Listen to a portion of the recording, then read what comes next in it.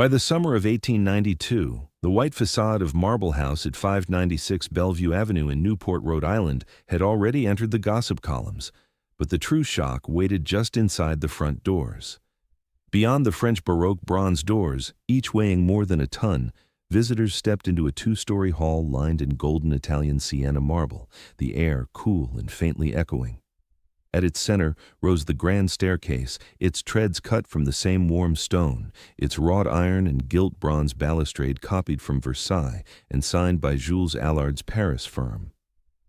In a drawing dated 12th June 1890, now in the Library of Congress, Richard Morris Hunt traced the curve of this stair landing in ink and graphite, fixing the ascent long before the first guest arrived.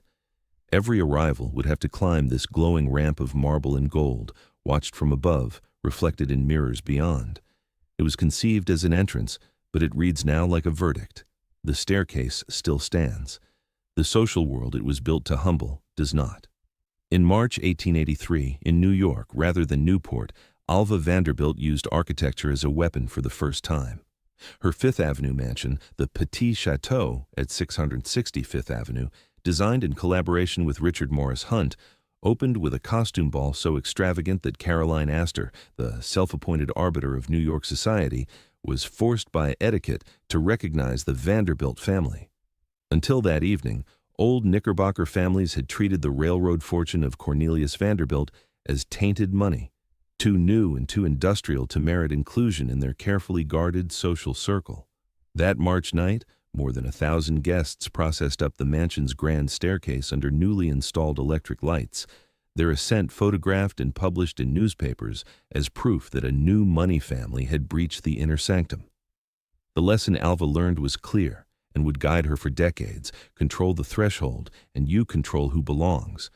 Architecture could accomplish what charm and wealth alone could not. It could force recognition. The Petit Chateau cost approximately $3 million to build and furnish, a sum that represented more than the annual budget of many American cities in the 1880s. Critics called it ostentatious, supporters called it a palace. Alva called it necessary. Born Alva Erskine Smith in Mobile, Alabama in 1853, she had watched her family's comfortable Southern existence collapse in the Civil War. Her path to social authority ran through her 1875 marriage to William Kissam Vanderbilt, grandson of the Commodore. But marriage alone guaranteed nothing. The Astors, the Livingstons, the Schermerhorns, families whose fortunes predated the railroad boom, still looked down on Vanderbilt money as crude and recent. The 1883 ball changed that calculus by creating a space so magnificent that refusing an invitation would itself become a social humiliation. Alva demonstrated that architecture could rewrite social hierarchies. Mrs. Astor attended. The breach was permanent. 5 years later, when William Kissam Vanderbilt commissioned Richard Morris Hunt to design a summer cottage for Alva on Bellevue Avenue in Newport, the stakes had evolved. Newport's transformation from a modest resort town into a gallery of Gilded Age palaces was already underway. The breakers, Rosecliff, and Ochre Court would soon line the cliffs. But in 1888, as Hunt began preliminary sketches for what would become Marble House, the project was understood by both architect and patron as more than a seasonal residence. It was to be a declaration rendered in stone, a structure that would make every subsequent mansion on the avenue answer to its standard. The commission specified that the main hall and staircase were never to function as mere circulation. They were to be theater, tribunal, and monument combined. The house would ultimately cost $11 million in 1890s currency, equivalent to more than $300 million in early 21st century terms. Construction ledgers preserved in the Preservation Society of Newport County Archives record nearly $7 million spent on marble alone. A fortune poured into surfaces that visitors would have to cross, touch, and climb. The choice of materials became a language. For the central stair hall, Alva rejected the cooler white marbles favored by many Beaux-Arts architects and insisted instead on golden brown sienna marble from Tuscany. Later accounts preserved in period decorating journals describe her reasoning. White was too stark and clinical, she reportedly said. The space needed warmth, theatricality, a glow that would catch gaslight and early electric fixtures and seem to radiate from within. The marble was quarried in Italy, shipped across the Atlantic, and installed by craftsmen who spent months polishing each slab to a low reflective sheen. At the center of this warm stone stage, the gilt-edged balustrade would curve upward, part invitation, part command. Hunt's firm worked closely with Jules Allard at Fils, the renowned Parisian interior design house, to ensure that every detail matched the architectural ambition Alva had set. The wrought iron and bronze railing, later gilded, was modeled on examples from the Palace of Versailles. It bore Allard's signature, a mark of provenance that linked a Newport summer house to the court of Louis XIV. The staircase began then as a diagram of social ascent, one family's determination to make every guest literally climb into their world, step by visible step. The next chapter watches Hunt turn that strategy into stone, tracing how architectural drawings became physical fact and how a vision of dominance found expression in marble and metal. Between 1888 and 1890, as foundations went into the Newport soil at 596 Bellevue Avenue, Richard Morris Hunt's office on West 35th Street in Manhattan produced sequences of drawings that refined every dimension of the ennemi. Stair hall's proportions, the two-story volume, the angle of the flights, the width of the landing, the height of the risers. Hunt, by then in his 60s and widely regarded as the dean of American architecture, had trained at the École des Beaux-Arts in Paris in the 1850s, the first American to do so. His education had taught him that grand staircases were not incidental features, but the compositional spine of any ceremonial building. A stair-governed movement directed sight lines and established hierarchy before a single word was spoken. A surviving tracing paper sheet dated June 12, 1890, now catalogued in the Library of Congress's Prints and Photographs Division, shows the landing on the east side of the main hall, a clean graphite sweep defining where guests would pause, framed by the volume above and the floor below, under the gaze of those already positioned higher in the room. The drawing is precise and spare. No ornament yet, just geometry. But within that geometry lay the social choreography Alva required, a space where visibility was unavoidable, where every arrival became a performance, whether one wished it or not. Hunt worked in a period when American architecture was rapidly importing European models, but his approach at Marble House went beyond imitation. He studied the grand salons and hotels particuliers of France, the Renaissance palazzi of Italy, and adapted their spatial logic to the specific social dynamics of Gilded Age Newport. The staircase needed to be wide enough to allow several people to ascend side by side, preserving the communal nature of arrivals, yet calibrated so that each figure would remain individually visible against the uniform marble backdrop. Too narrow, and it would feel cramped; too wide, and individual guests would lose definition, fading into an anonymous mass. The final dimensions struck a balance, grand without being impersonal, public without sacrificing scrutiny.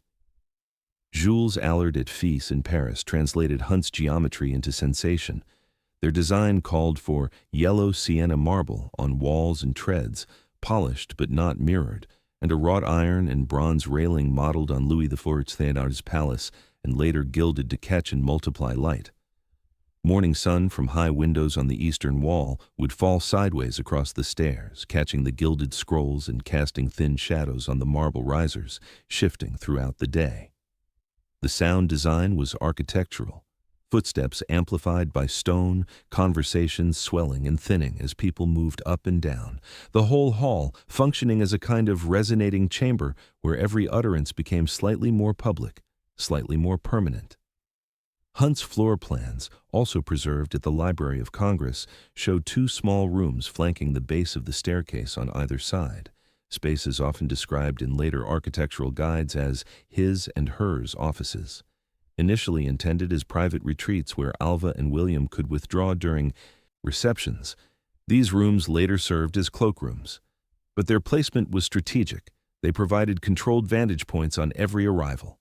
From either threshold, the host could observe who entered, who climbed with confidence, who hesitated. The construction process itself became a spectacle. Newport newspapers in 1890 and 1891 carried periodic updates on the progress at 596 Bellevue Avenue. The Newport Daily News reported in July 1890 that marble slabs of extraordinary size and weight were being unloaded at the site, requiring specialized equipment and teams of stonemasons working in shifts. Local residents walked past the rising walls, catching glimpses through scaffolding of the golden interior taking shape. By the spring of 1891, the stair hall's two-story volume was fully enclosed, and the installation of the marble cladding began. Photographs from the construction phase, preserved in the Preservation Society's archives, show the hall in stages. First, the raw structural frame, then the marble panels being fitted and secured, then the balustrade being assembled piece by piece, each wrought-iron segment tested for strength before the final gilding was applied. The craftsmanship was meticulous and slow. Allard's Paris workshops had fabricated the metalwork to Hunt's specifications, but final adjustments had to be made on site to account for minor variations in the marble installation. Here, in these intermediate stages, the gilded balustrade acquired its double role. It guarded against a physical fall, yes, but it also staged a scrutiny, turning the act of climbing into a public ritual, framing each guest within a composition of metal, stone, and light. By early 1892, the drawings that had begun as graphite lines on tracing paper had become physical facts. A two-story volume lined in warm marble, a curving flight of stairs that led the eye upward even before the body followed, and a gilt railing that promised both support and exposure. The social script of Marble House was now embedded in its stair geometry, waiting for the first guest to arrive and test what Alva and Hunt had built. By the spring of 1892, scaffolding had come down from the façade of Marble House, and the stair hall stood ready. A two-story volume in golden marble, its surfaces still unnicked by use, its acoustics untested by crowds. The house had taken nearly 4 years to complete, an unusually long construction period, even by the standards of Newport's emerging cottage palaces. But Alva Vanderbilt had insisted on precision. Every marble slab had to be cut to exact dimensions, every gilded scroll on the balustrade had to match Hunt's drawings, every detail had to read as both beauty and power. Visitors entered Marble House through the immense French Baroque bronze doors that faced Bellevue Avenue, each door weighing approximately 1.5 tons and bearing the intertwined WV monogram for William and Alva Vanderbilt. The monograms, cast in relief and polished to a soft gleam, caught afternoon light and signaled ownership before a guest crossed the threshold. Beyond the doors, the transition was immediate, from the open summer air of Newport into the cool, faintly echoing interior of the stair hall. A shallow echo answered every step on the Siena floor, a reminder that sound in this space was never entirely private. The grand staircase rose straight ahead, dominating the hall's central axis. It was wide enough for 3 or 4 people to ascend abreast, but Hunt's proportions ensured that each figure remained distinct against the uniform golden backdrop. Above, the gilt-bronze railing traced an S-curve that the eye followed upward instinctively, even before the body began to move. The curve was not merely decorative, it directed vision and movement simultaneously, guiding guests toward the upper reception rooms while ensuring they remained visible throughout the ascent. The marble itself possessed a quality difficult to capture in later photographs, but remarked upon in period accounts. It seemed to hold light rather than simply reflect it. The golden-brown hue of Siena marble, with its fine veining and warm undertones, absorbed the glow from gas fixtures and early electric lamps installed in adjacent rooms, creating an atmosphere that felt simultaneously grand and intimate. On sunny mornings, light from the high windows on the eastern wall fell across the stair treads in diagonal bands, illuminating the grain of the stone and casting the gilded balustrade into sharp relief. On the opening season's first reception days in the summer of 1892, Newport newspapers described carriages queuing along Bellevue Avenue, bringing guests to what one later preservation history would call a social and architectural landmark that set the pace for Newport's transformation.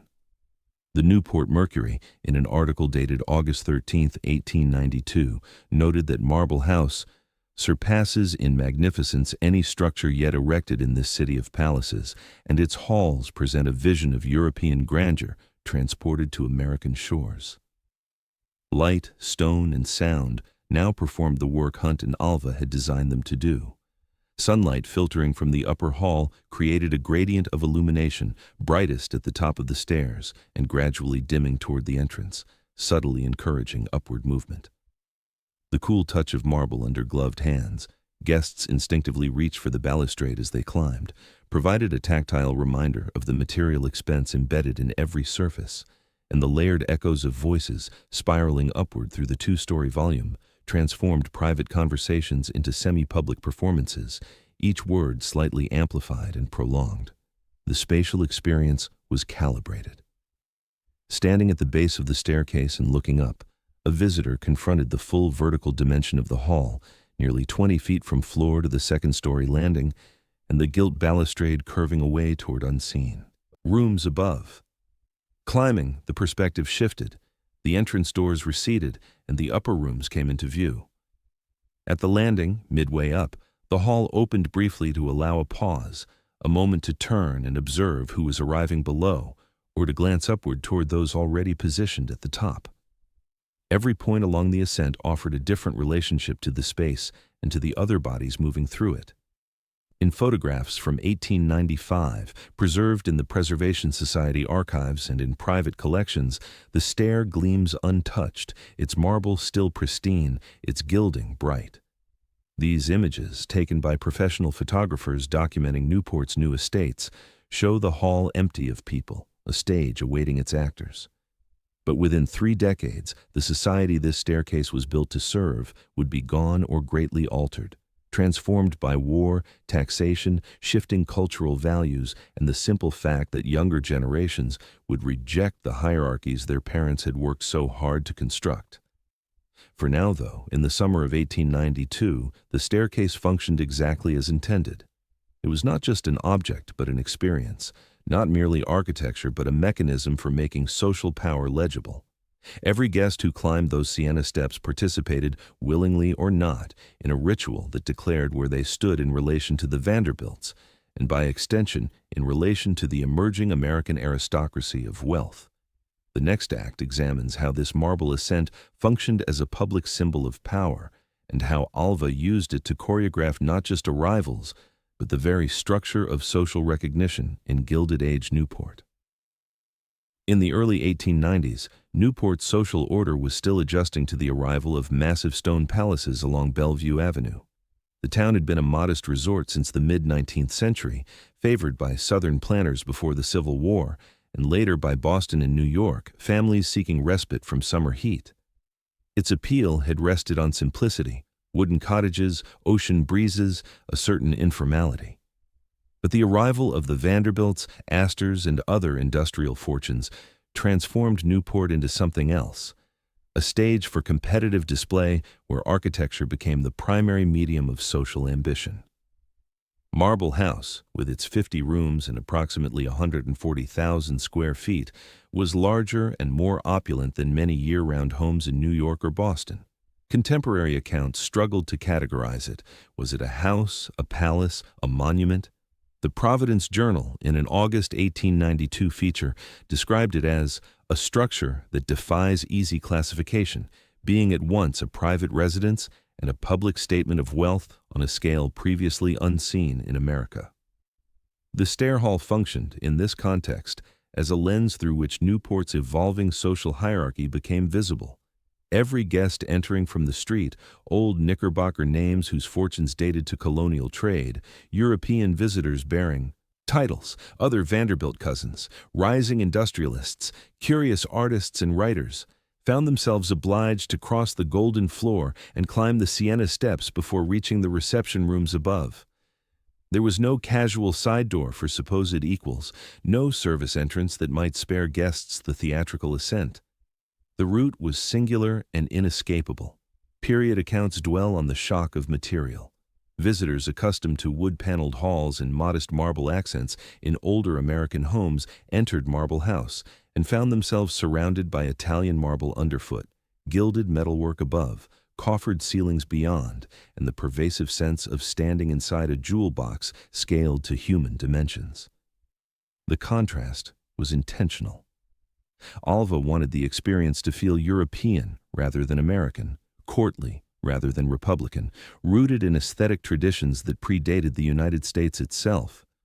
The gilded balustrade, based on a model from Versailles, signaled where Alva located her aspirations, not in American restraint or democratic simplicity, but in European court spectacle. In a period when old money families still muttered privately about the vulgarity of railroad fortunes, the staircase turned that accusation into theater. The very excess they criticized became the stage on which they had to appear if they wished to remain socially relevant in Newport. Light played a crucial role in this dynamic.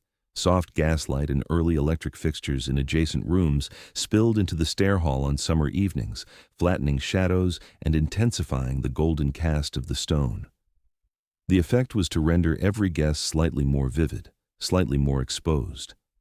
Voices rose from the base of the stairs and drifted up to the second-floor landing, where observers positioned along the balustrade could watch new alliances form, old rivalries play out, and the unspoken rules of Newport society assert themselves step by step. The hall's design forced social hierarchy to play out in public. Wealth alone was no longer sufficient for recognition. One also needed the physical confidence to climb that staircase under observation, to carry oneself with the assumption of belonging even when surrounded by marble and gold that whispered constantly of the fortune required to assemble such a space. Those who hesitated at the base of the stairs, who touched the balustrade too tentatively, who looked around with visible uncertainty, these small gestures were noted, remembered, and circulated in the gossip that structured Newport's social season. For the old families, Marble House represented a challenge. To refuse invitations would be to cede authority to the Vanderbilts.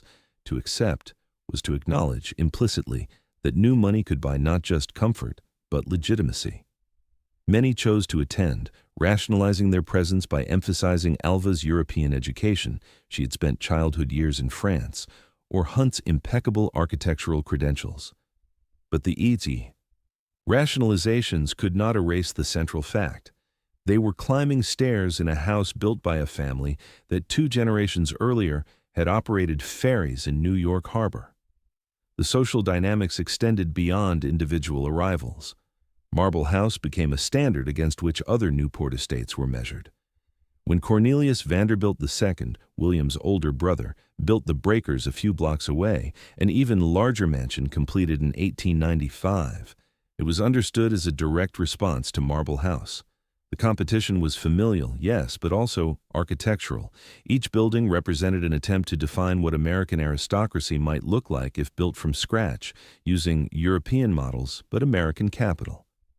Alva understood this. In later memoirs and interviews, she spoke frankly about her use of architecture as social strategy. She had learned from her 1883 ball at the Petit Chateau that controlling the physical space of encounter meant controlling the terms of recognition. Marble House extended that lesson. The staircase made ambition legible as a sequence of steps, each tread a reminder that social ascent required not just money, but the will to display it publicly and without apology. The next chapter looks more closely at how Alva used the stair hall to choreograph arrivals, to manage sightlines and timing, and to turn the simple act of entering a house into a ritual that reinforced her authority over Newport society. By 1893, Marble House had become a fixture in society columns across the eastern seaboard. The house itself was regularly called a palace in print, and the grand staircase appeared in engravings and detailed descriptions that circulated among those planning their own Newport estates. The magazine Antiques, in a retrospective article decades later, would describe Marble House as the catalyst for Newport's transformation from wooden resort to a gallery of stone cottages, each competing to surpass the last in material extravagance and architectural ambition. The social logic of the stair hall was precise and unforgiving. Invitations to Marble House dictated arrival times, usually clustered within a narrow window to ensure that guests would encounter one another during the ascent. Coachmen lined up along Bellevue Avenue, their carriages forming a temporary queue visible from the street, itself a form of advertisement, signaling to passers-by that a significant event was underway. Footmen in Vanderbilt livery opened the heavy bronze doors and guided guests onto the marble floor. From there, the route was singular. Up. Architecturally, side passages existed, toward the dining room with its deep pink Algerian marble walls, toward the library with its carved walnut paneling, toward the small his and hers offices that flanked the stair hall.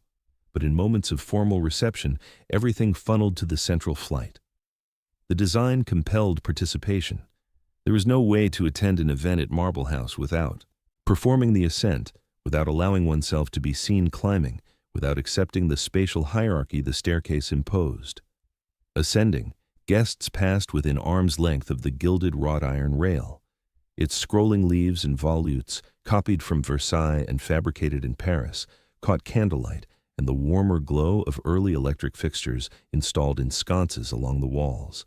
Each scroll was hand-forged, each curve calibrated to match Hunt's drawings.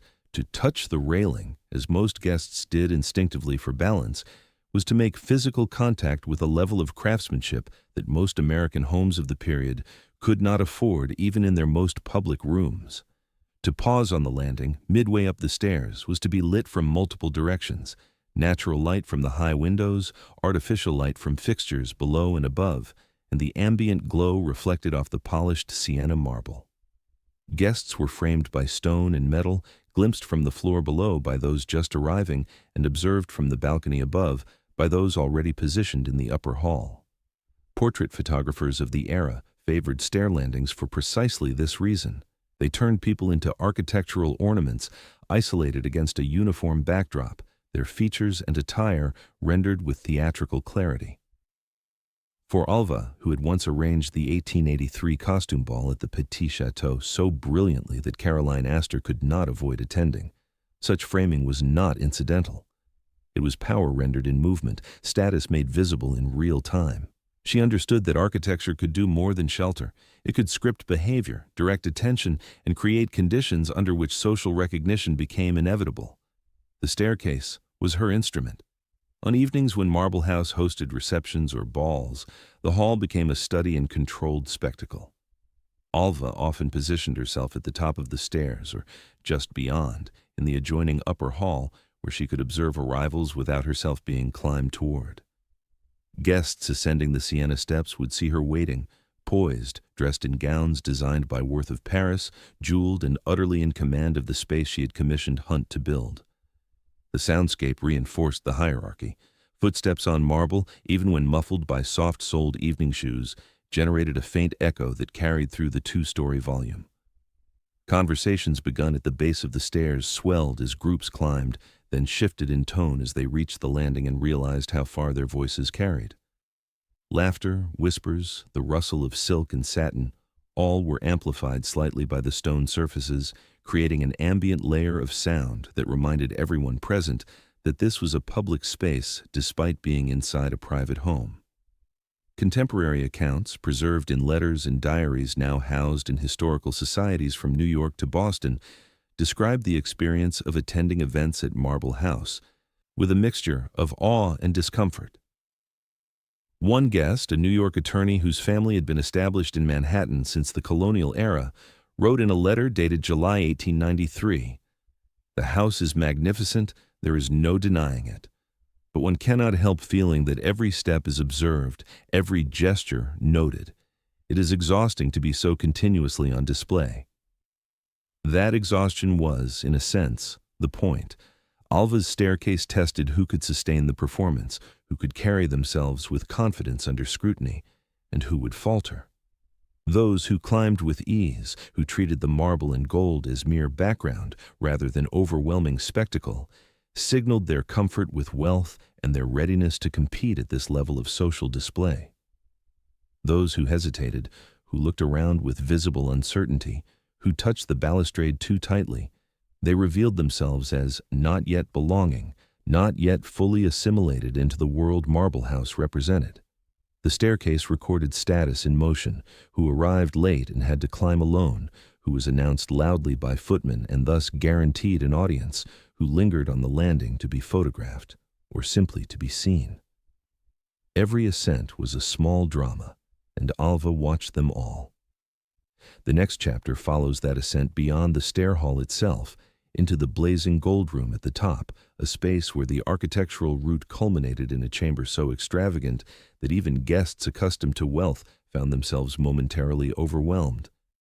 At the top of the stair hall, the architectural sequence continued. Guests who had just climbed the Siena steps emerged into an upper hall that served as a threshold to the house's most opulent interior, the Grand Salon, often called the Gold Room. This was Alva's Versailles-inspired ballroom, a space whose walls and ceiling were covered in 22-karat gold leaf applied to intricately carved wooden panels, mirrors, and moldings. Contemporary descriptions, preserved in Newport guidebooks and society journals from the 1890s, called it one of the grandest ballrooms ever to be built in Newport, a room designed explicitly to overwhelm. The transition from stair hall to gold room was both material and atmospheric. Guests moved from the cool, echoing stone of the marble hall into a space muffled by thick carpets, heavy draperies, and upholstered furniture. The acoustics shifted. Where the stair hall amplified sound, the gold room absorbed it, creating an environment where conversations felt more intimate, even as the visual spectacle intensified. Chandeliers hung from the gilded ceiling, their light reflecting in mirrored panels that lined portions of the walls, multiplying every candle flame and every movement. The effect was disorienting and magnificent in equal measure, a room that seemed to shimmer with accumulated light.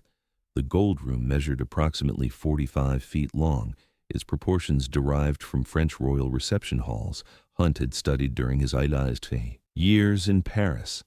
Every surface that could be gilded was gilded. The carved wooden panels featured motifs drawn from classical mythology and French Baroque ornament, acanthus leaves, swags of fruit and flowers, cherubs, and elaborate scrollwork. The ceiling, divided into sections by heavy molded beams, each beam itself gilded, featured painted panels set into gilded frames.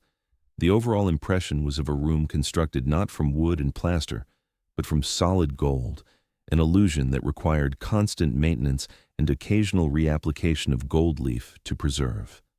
American Essence, in a retrospective article on Gilded Age interiors, noted that the gold room at Marble House represented the apex of Alva Vanderbilt's ambition, a space that transplanted European monarchy into American soil, declaring that new fortunes could rival old crowns not just in wealth but in taste, scale, and unabashed confidence. Alva's masquerade balls, held in this room during Newport's summer seasons, produced traffic jams of carriages along Bellevue Avenue. Newspapers reported that on particularly grand evenings, the queue of vehicles waiting to deposit guests stretched for blocks, and that footmen had to be stationed at intervals to direct traffic. Inside, the gold room filled with costumed guests, Marie Antoinettes, Renaissance nobles, Elizabethan courtiers, all moving through the gilded space in a choreographed performance of wealth and cultural reference that blurred the line between historical pageant and social strategy. The architectural route mattered profoundly.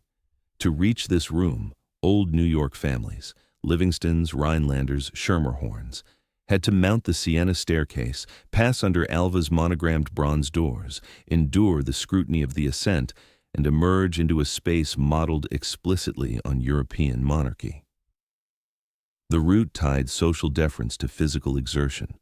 The staircase made ambition legible as a sequence of steps, and the gold room rewarded that climb with a vision of what American aristocracy might look like if wealth were unlimited and restraint abandoned. Yet there was a deeper logic at work. Alva had not simply imported European aesthetics, she had translated them into an American context where inherited titles did not exist and where social position was perpetually contested.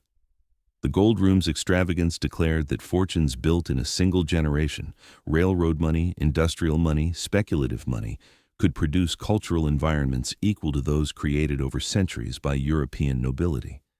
It was both an assertion and an argument, made in gold leaf and marble, that new money could buy not just objects, but legitimacy itself. Below, in the stair hall, the gilded balustrade now functioned as a memory trace. When guests descended late at night, after hours in the gold room's shimmering light, the same curves guided their hands as they left. The marble steps slightly cooler now as evening air seeped through the bronze. Doors carried them back toward the street. They took with them impressions of light and scale, of rooms that felt more like stage sets than living spaces, and of a hostess who had turned architecture into a form of social control. Photographs of the gold room from the 1890s, preserved in archives at the Newport mansions and in private collections, show the space empty of people. In these images, the room appears almost abstract, a study in gilded surfaces, mirrored reflections, and elaborate ornament. But during Alva's active years at Marble House, the room was never empty for long. It was filled with bodies, voices, the rustle of costume, and the clink of champagne glasses, all of it orchestrated to demonstrate that a Southern woman whose family had lost everything in the Civil War could, through strategic marriage and architectural audacity, command the peak of American society. The contrast between the stair hall's cool marble and the gold room's warm gilt created a progression that guests experienced as both physical and symbolic. They climbed from public scrutiny into private opulence, from a space of judgment into a space of reward. The architecture promised that those who could endure the ascent would be compensated with beauty, luxury, and the company of others who had passed the same test. Yet the next chapter reveals how this architectural apparatus, so carefully designed to project permanence and authority, would soon be tested by forces more powerful than aesthetics, the strains within Alva's own marriage, and the social scandal that would follow. By 1895, the logic of ascent inside Marble House began to collide with the realities of Alva's private life. That March, she divorced William K. Vanderbilt, a scandal that reverberated through American high society on grounds of adultery. The divorce was not merely a personal rupture, but a public spectacle, covered extensively in newspapers that had previously celebrated the couple's architectural patronage and social prominence. The New York Times reported the settlement in terms that suggested the scale of the rupture. Alva received an estimated $10 million, retained full ownership of Marble House, and secured significant annual income. The house had been structured legally as her personal gift from William, a provision that now allowed her to keep it even as the marriage dissolved. Architecturally, the stair hall did not change. The yellow sienna marble still caught the morning light through high windows. The gilded rail still traced its curve from the entrance floor to the upper hall. The acoustics still amplified footsteps and voices into the two-story volume. But the social script embedded in those spaces adjusted. William ceased to be the host at the top of the stairs. His role in the house's original conception, as patron, as Vanderbilt heir, as the male half of a socially ambitious couple, faded rapidly from public association with Marble House. Within a year, the estate was understood in society columns and Newport gossip primarily as Alva's domain. The divorce marked a turning point not just in Alva's personal life, but in how Marble House functioned symbolically. Where the staircase had once staged the joint ascent of a married couple into Newport's elite, it now represented a single woman's refusal to let marriage failure diminish her social position. Alva did not retreat from Newport society after the divorce. She redoubled her presence, hosting events at Marble House with even greater frequency, and asserting architectural control as a form of personal authority. In 1896, Alva married Oliver Hazard Parry Belmont, a wealthy Newport resident whose estate, Belcourt, stood less than a mile down Bellevue Avenue. Belmont shared Alva's taste for European aesthetics and lavish entertaining, but he also brought his own architectural ambitions. After their marriage, Alva divided her time between Marble House and Belcourt, though she retained full legal ownership of the former. The small offices flanking the stair hall, spaces originally conceived as his and hers retreats for William and Alva, lost their marital symmetry. They were repurposed as cloakrooms and storage, their original symbolic function erased by changing circumstances. Contemporary accounts from this period, preserved in letters and memoirs of Newport residents, emphasize Alva's increasing independence and her willingness to assert control over projects in ways that challenged conventional gender roles. One often repeated anecdote, recorded in multiple sources, describes Alva standing knee-deep in mortar during construction projects, personally supervising workmen and insisting on specific placements for stone and fixtures. Whether literally true or partly apocryphal, the image captured something essential about her, a woman who used architecture not just as backdrop, but as instrument, who understood that controlling physical space meant controlling social perception. The staircase, during these years of transition, remained a stage. But the drama shifted from the story of a couple's joint ambition to that of one woman using architecture to assert agency. In society, in marriage dissolution, and soon in politics. Alva's evolution from society hostess to advocate for women's suffrage was still several years away, but the groundwork was being laid. She was learning, through the experience of divorce and remarriage, that social norms were more malleable than they appeared, that institutions could be challenged, and that architecture, solid, visible, undeniable, could outlast the relationships and assumptions that had originally shaped it. Marble House, in this sense, became a kind of autobiography written in marble and gold. It recorded not just the peak of Alva's social ambition in the early 1890s, but also her refusal to let personal scandal dictate her public role.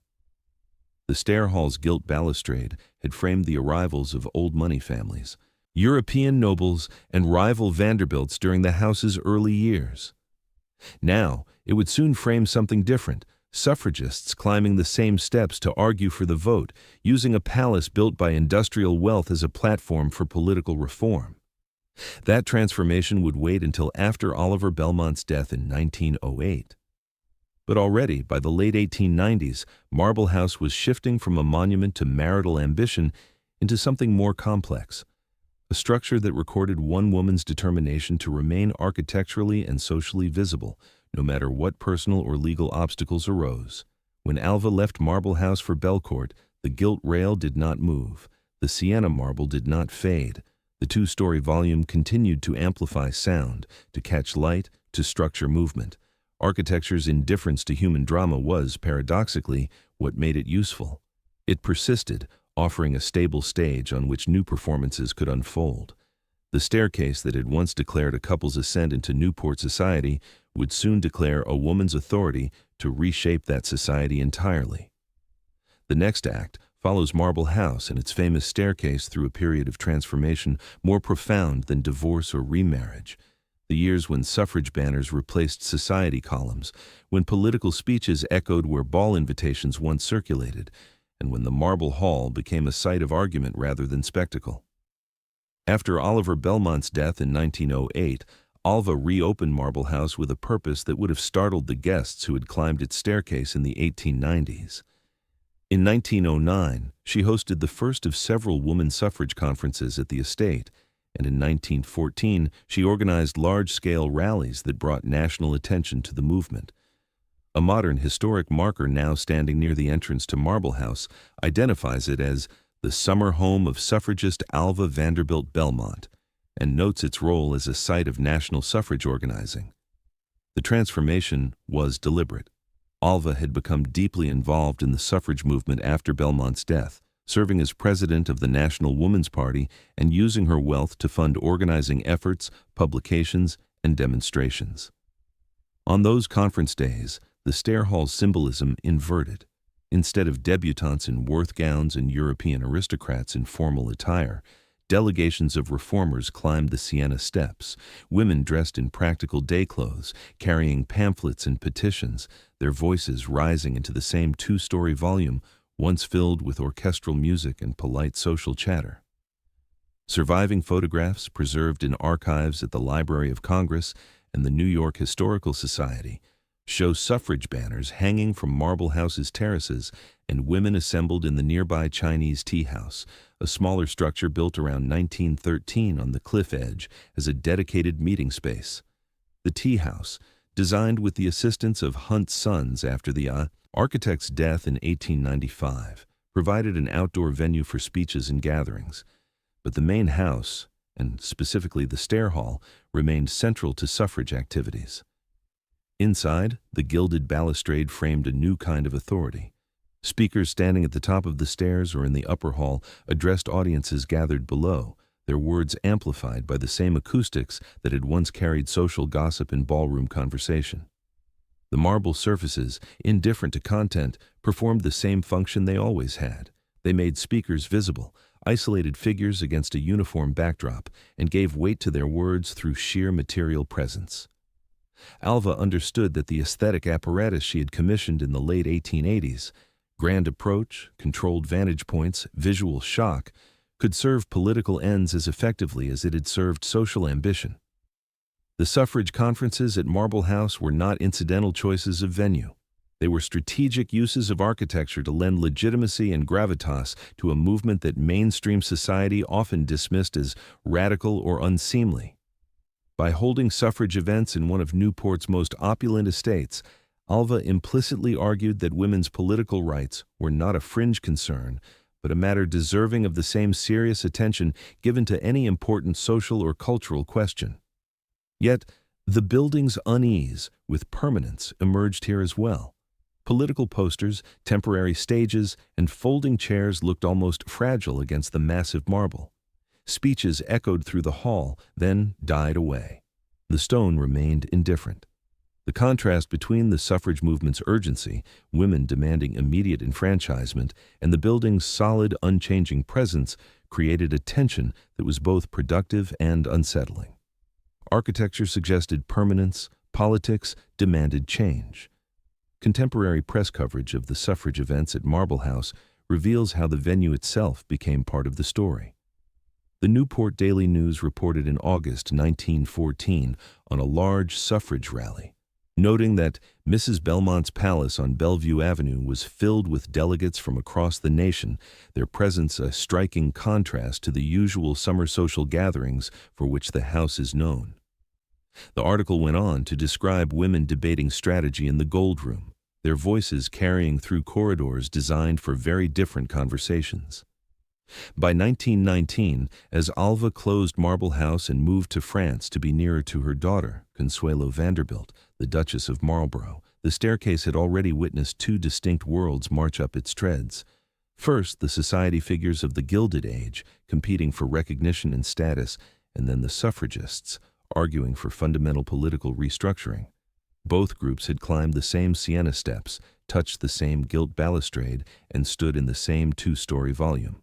But their purposes could not have been more different. The staircase recorded these shifts without commentary. It did not judge, did not resist, did not adapt. It simply stood, a stage whose script was written by whoever controlled access. Alva's transformation from social hostess to political organizer did not require new architecture. It required only a willingness to repurpose the architecture that already existed. The marble and gold that had once declared her dominance over Newport society now declared her commitment to a cause that many in that society opposed.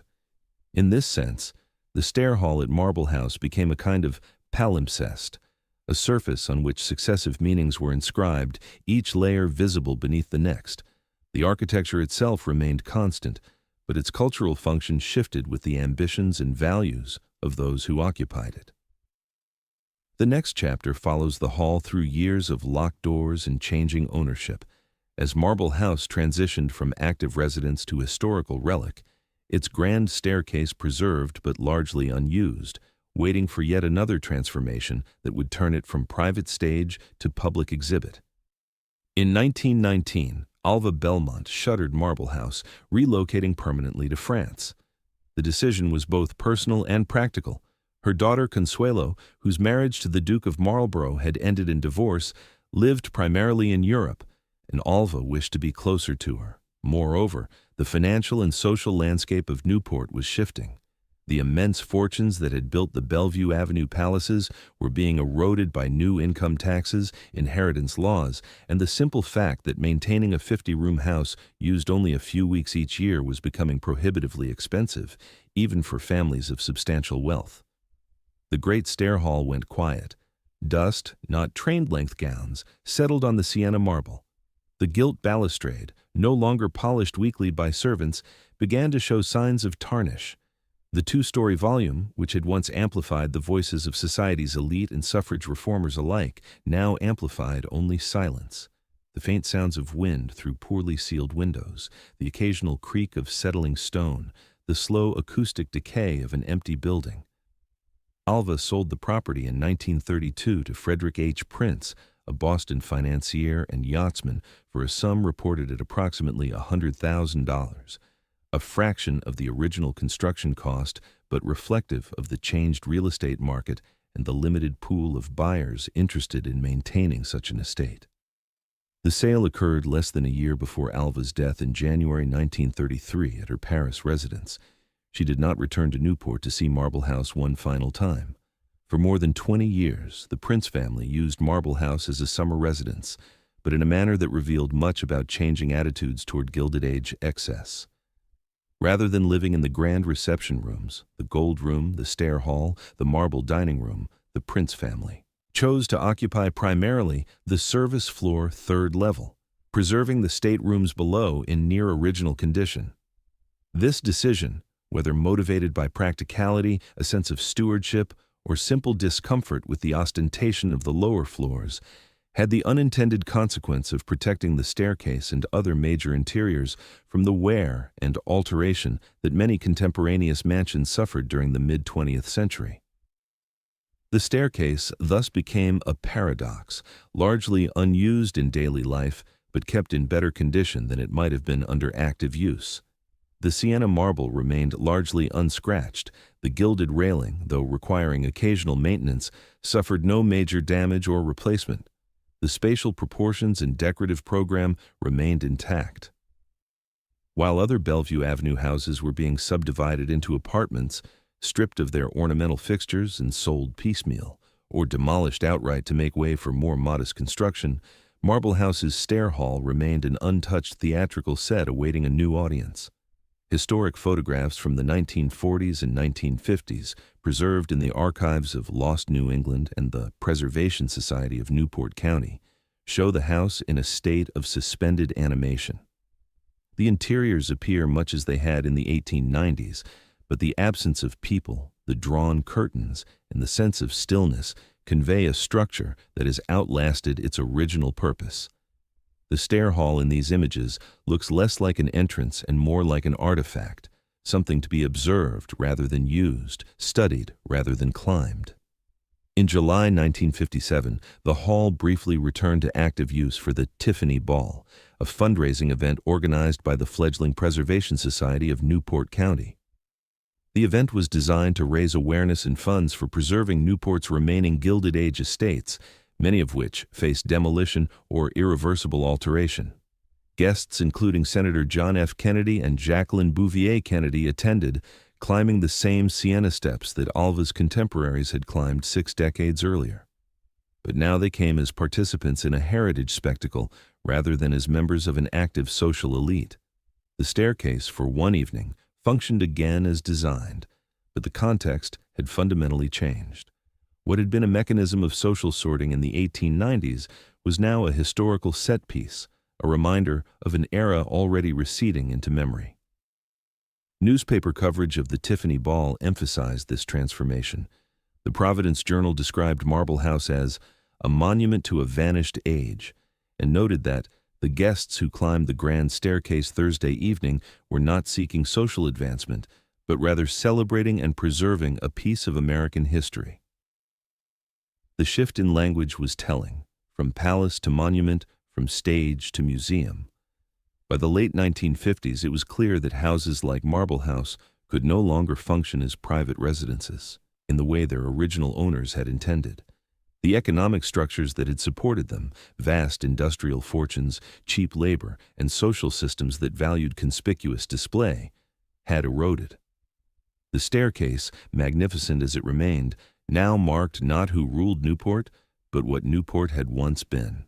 The next chapter follows the stair hall's transition from private property to public institution, as the Preservation Society acquired Marble House and opened it to visitors, transforming the staircase from an instrument of social control into an archive that thousands of people would walk through each year, observing rather than participating in the hierarchies it once enforced.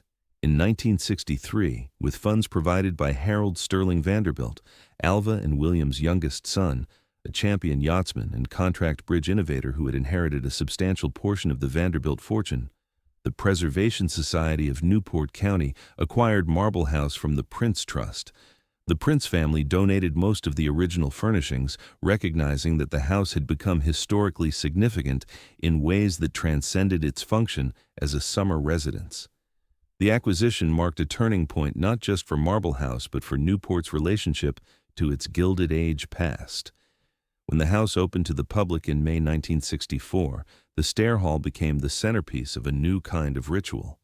Tour routes, carefully designed to manage visitor flow while protecting the historic fabric, led through the bronze doors, across the Siena floor, and up at least part of the grand staircase. Tourists were encouraged to look, to photograph, to absorb, but not to touch more than necessary, and certainly not to be seen in the way Alva's guests had once sought visibility. The gilded balustrade was protected by velvet ropes in particularly vulnerable sections. The marble treads, monitored for wear, were watched closely for signs of damage from the thousands of feet that now crossed them annually. The soundscape shifted. Where the hall had once filled with orchestral music, social chatter, and political speeches, it now carried the explanatory voices of docents, the faint electronic hum of audio guides, and the shuffled footsteps of tour groups moving through at intervals. Conversations in the hall were whispered, respectful, tinged with the decorum expected in spaces that have been designated as historically important. The acoustics remained the same. Stone still amplified sound, voices still spiraled upward through the two-story volume, but the content of those sounds had fundamentally changed. Preservation reports from the late 20th century treated the stair hall not as decor but as fabric, something to be stabilized, cleaned, monitored for structural integrity, and protected from environmental damage. Marble was measured in spalling and polish loss, not in the impression it made on rivals. The gilt balustrade was studied for signs of corrosion, its metal analyzed, its gilding periodically restored using techniques that attempted to match the original Allard work from the 1890s. Documentation protocols required that every intervention, cleaning, repair, replication of damaged elements, be photographed and recorded, building an archival layer on top of the architectural one. Yet the narrative offered to visitors still pivoted on that first ascent. Every tour commentary returned to the same themes: the cost of the marble, $7 million out of $11 million total, the French models for the gilded railings, Versailles, the conscious choice of warm sienna stone over cooler white marble, Alva's preference for theatricality, and the social function the staircase performed, sorting, displaying, humbling. The staircase had become an archive that people walked through, their bodies temporarily occupying the same spatial positions that society figures and suffragists had once claimed. Tour guides, trained by the Preservation Society, developed standardized narratives that balanced aesthetic appreciation with cultural critique. They described the beauty of the marble and the craftsmanship of the gilt work, but they also contextualized the wealth required to assemble such a space, noting the labor conditions of Gilded Age America and the stark inequalities the house represented. Visitors were invited to admire the architecture while also considering its moral implications, a complicated task that often left tour groups in the stair hall asking questions about wealth, power, and historical responsibility. The transformation from private access to public route also changed who could experience the staircase. Where Alva had controlled access through invitations and social gatekeeping, the Preservation Society opened access to anyone willing to pay admission, a democratization that Alva herself might have found ironic given her later suffrage work. Families from across the United States and around the world climbed the Siena steps, paused on the landing to take photographs, and gazed up at the gilt balustrade. The staircase, once a mechanism for reinforcing social hierarchy, now offered a more ambiguous experience. It allowed visitors to imagine themselves in Alva's world, while simultaneously maintaining the critical distance necessary to see that world as historically specific, morally complex, and ultimately vanished. By the 1970s, Marble House had become one of Newport's major tourist attractions, drawing tens of thousands of visitors annually. The stair hall appeared in guidebooks, postcards, and increasingly in television programs and films, seeking Gilded Age settings. Its image circulated far beyond Newport, becoming a visual shorthand for American robber baron wealth and the architectural extravagance of the late 19th century. Yet even as the house gained public recognition, the staircase remained, at its core, the same structure Hunt and Alva had created in the late 1880s. Golden marble, gilt bronze, 2 stories of carefully calibrated space. Its persistence through changing ownership, shifting cultural values, and the transition from private residence to public museum demonstrated architecture's peculiar resistance to obsolescence. Buildings outlast the uses for which they were designed, and in that survival they acquire new meanings, new functions, and new audiences. The final act turns from preservation history to reflection, asking what the staircase means now, more than a century after its construction, when its original purpose has disappeared and only the physical structure remains as evidence of ambitions that could not, in the end, outlast time. Today, the first encounter many people have with Marble House occurs not at 596 Bellevue Avenue, but on a screen. The grand staircase appears in guidebooks, travel blogs, architectural history websites, and stills from television productions like HBO's The Gilded Age, which used Newport's mansions as filming locations and historical reference points. Search for Marble House staircase on any image database, and hundreds of photographs appear. The view from the entrance looking up, the view from the landing looking down, close-ups of the gilded balustrade, wide shots capturing the full 2-story volume in golden marble. These images often center on the architectural elements, the railing, the luminous stone, the spatial proportions, with the frame empty of people. This absence is partly practical. Museums often photograph interiors when closed to visitors for documentation purposes, but it also produces a specific aesthetic effect. The staircase becomes abstract, a study in form and light divorced from human activity. In early 20th century photographs, by contrast, the same viewpoint captures women in evening dress pausing on landings, servants waiting at the foot of the stairs, suffrage banners glimpsed through open doors. The presence of bodies in those older images reminds viewers that the staircase was functional, used, part of lived experience rather than purely architectural display. The staircase has become, quite literally, an archival object. The Library of Congress holds Hunt's original drawings, including the June 1890 tracing paper sheet showing the landing's curve. The Preservation Society of Newport County maintains conservation photographs documenting every restoration campaign since the 1960s. Suffrage archives at the New York Historical Society and other institutions hold images of rallies whose participants passed through the stair hall. Academic databases contain dissertations and articles analyzing the hall's role in Gilded Age social dynamics. The physical structure at Bellevue Avenue is complemented, perhaps even overshadowed, by its archival presence, its existence as documentation. Standing in the hall now, a visitor hears different sounds than Alva's guests would have heard. The soft tread of rubber-soled shoes replaces the harder click of leather heels on marble. The distant ping of a text message occasionally interrupts the docent's prepared narrative.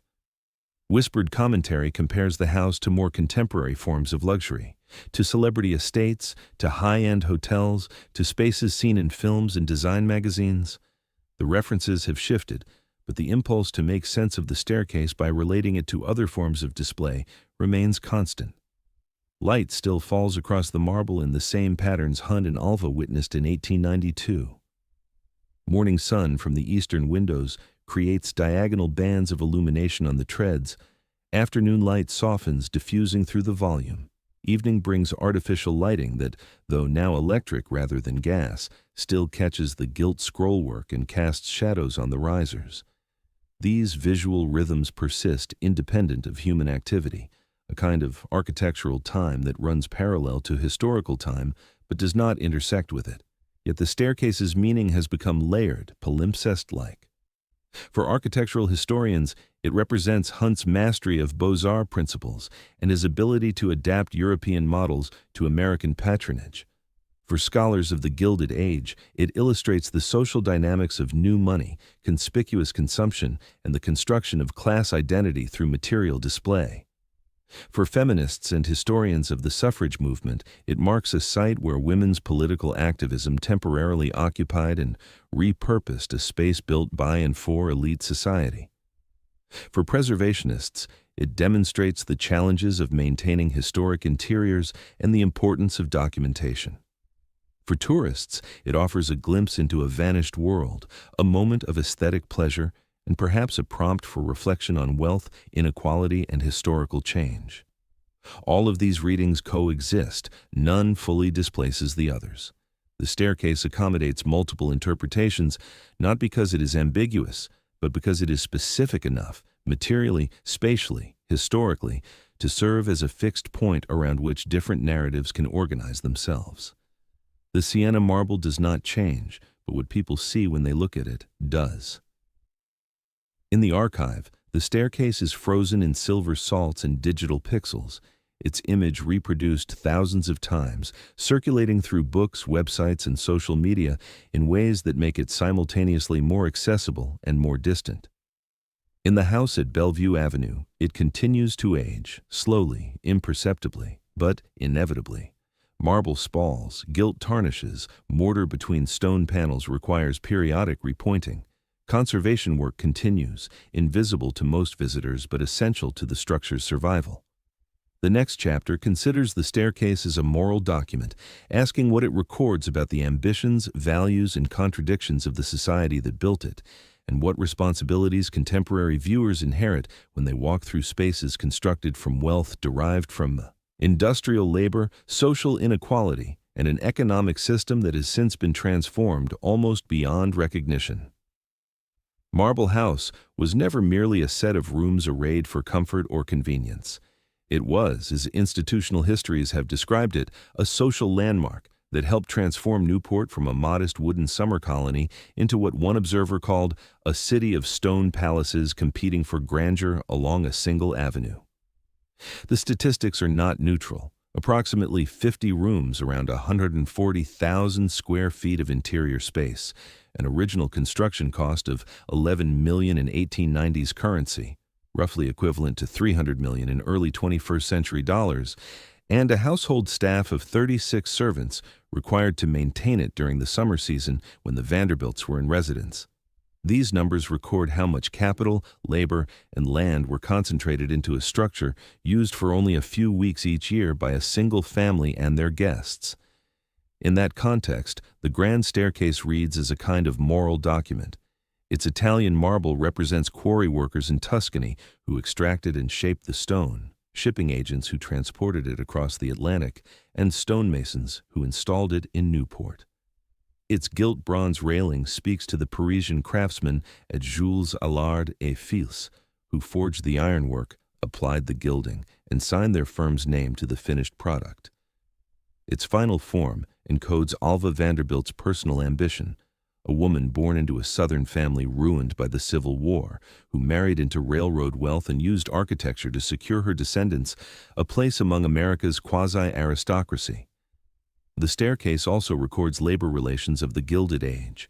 The construction of Marble House required hundreds of workers, excavators, masons, carpenters, metalworkers, glaziers, plasterers, painters, and others whose names do not appear in architectural records, but whose physical labor made the building possible.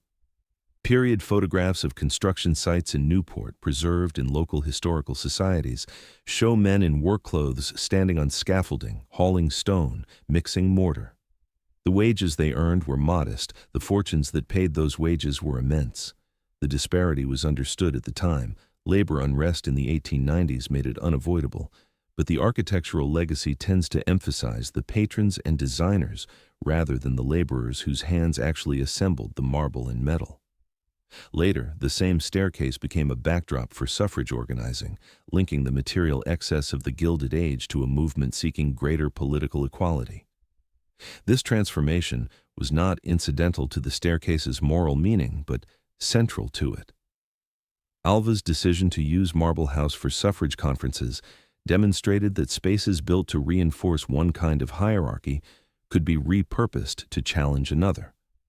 The architecture did not change, but its function did. A staircase conceived to Humble guests through enforced ascent ended up supporting rallies aimed at redistributing power more broadly across society. In each case, social display in the 1890s, suffrage organizing in the 1910s, historic preservation from the 1960s onward, the architectural facts remained fixed while the moral reading shifted. The marble was still Siena, the balustrade still gilded, the spatial volume still 2 stories tall. But what those facts meant depended on who was interpreting them and for what purpose. Contemporary visitors to Marble House are invited to engage with this complexity. Preservation Society tour narratives do not shy away from discussing the economic sources of Vanderbilt wealth, the Commodore's railroad empire, built partly through ruthless business practices that drove competitors into bankruptcy and extracted maximum profit from both shippers and laborers, or the social inequalities that the house both represented and reinforced. The beauty of the staircase is acknowledged.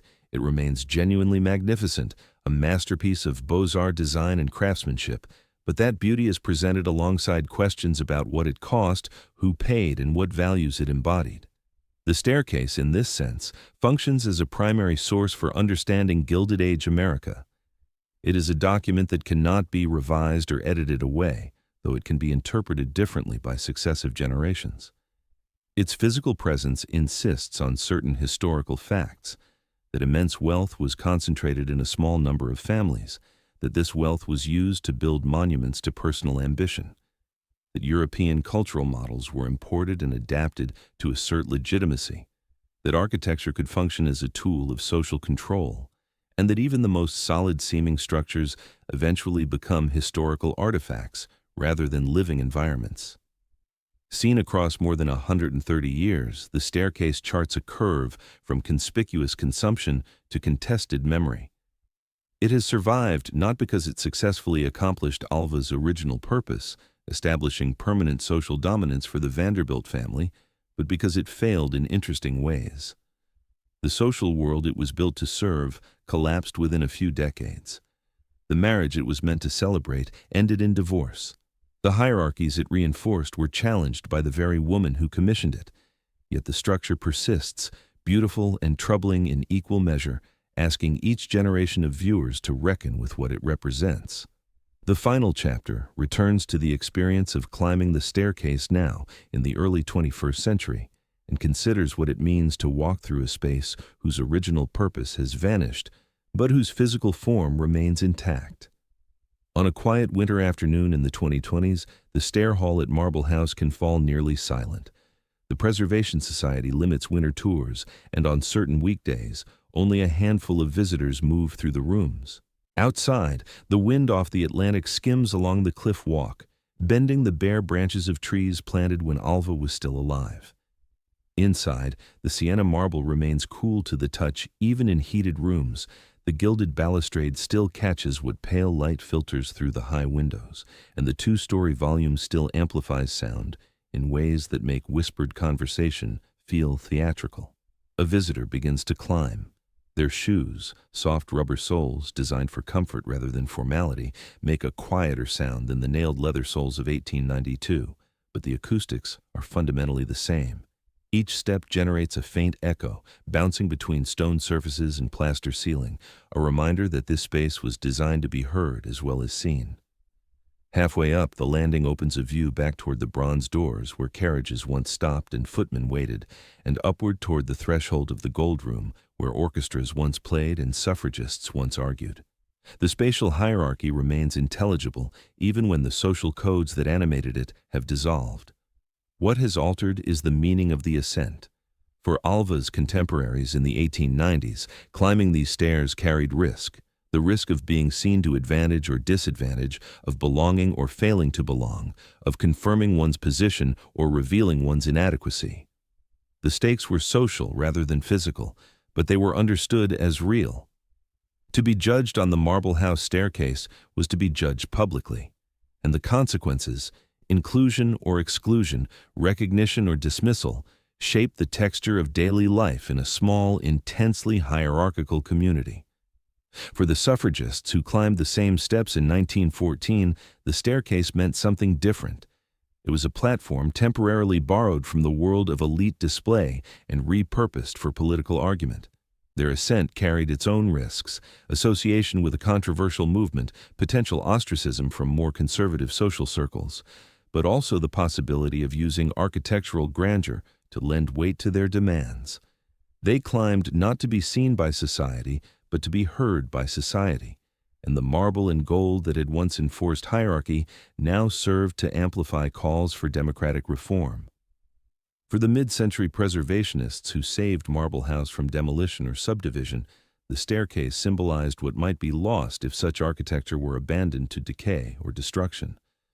They climbed it not as participants in an active social scene, but as stewards of historical memory, recognizing that even buildings whose original purposes had become obsolete might still serve as evidence, as documents, as prompts for reflection on how societies change. For the visitor now in the 2020s, the staircase is neither threat nor prize nor mission. It is simply there, a fact of architectural history, a beautifully made object, a space that invites movement and observation without demanding participation in the social or political dynamics that once animated it. The climb is voluntary, unhurried, undertaken for reasons of curiosity or education or aesthetic pleasure rather than social necessity. The visitor is free to pause, to photograph, to read the interpretive plaques that explain what the staircase once meant. At the top, the visitor turns and looks down. The view is almost identical to what a Vanderbilt or an Astor or a suffragist would have seen. The sweep of golden marble descending toward the entrance, the curve of the gilded balustrade catching light, the volume of the hall opening vertically to reveal its full proportions. But the context has drained away. No carriages wait outside, no footmen stand at attention, no rival families watch from the landing, no political urgency presses from below. Only the architecture holds the line. What remains is the curve of marble, the tracery of gilt, and the quiet proof that even buildings built to defy history end by becoming part of it. The staircase was designed to project permanence, to declare through material solidity that the Vanderbilts and their world would endure. That declaration failed. The world changed through divorce, death, economic restructuring, war, and the simple passage of time that erodes certainties and redistributes power. But the staircase itself did not fail. It adapted, survived, and now serves purposes its builders never imagined, as archive, as artifact, as evidence of both human ambition and human limitation. The dark story of Alva Vanderbilt's staircase is not that it humbled every guest who climbed it, though it surely did for a time. The dark story is that it could not humble time itself.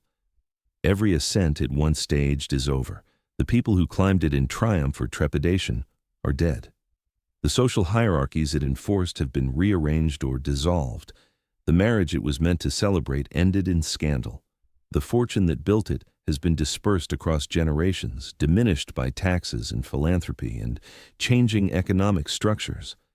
What remains is stone and metal and empty space, beautiful still, troubling still, and utterly indifferent to the purposes for which it was made. The staircase stands as a monument not to Alva's victory over Newport society, but to architecture's stubborn refusal to preserve anything except itself.